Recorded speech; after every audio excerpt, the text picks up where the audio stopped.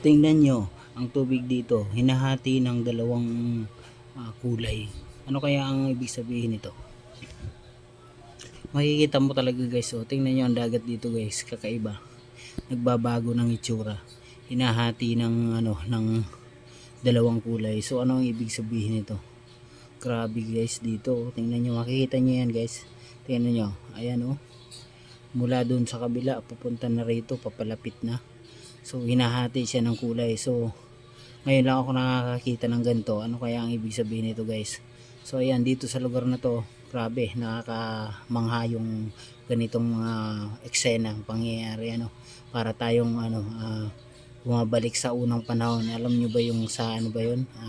Hinahati ni Moises yung dagat. Parang ganun ang tema nito guys. Tingnan nyo, masdan nyo guys ang tubig dito. Tubig alat dito sa kabila.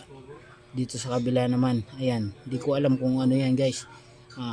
Tubig alat tapos hinahati guys, nagkakaiba ang kulay.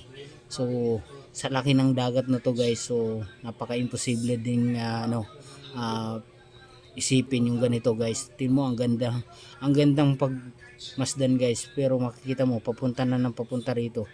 uh, uh, Talagang halos sasakupin na yung yung dagat. Ano kaya ibig sabihin nito guys? Comment lang diyan guys. Ayan, masdan nyo guys. Ito yung dagat dito, nag-iiba ng itsura.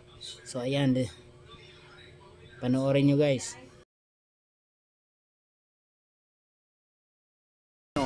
Nagkukulay na.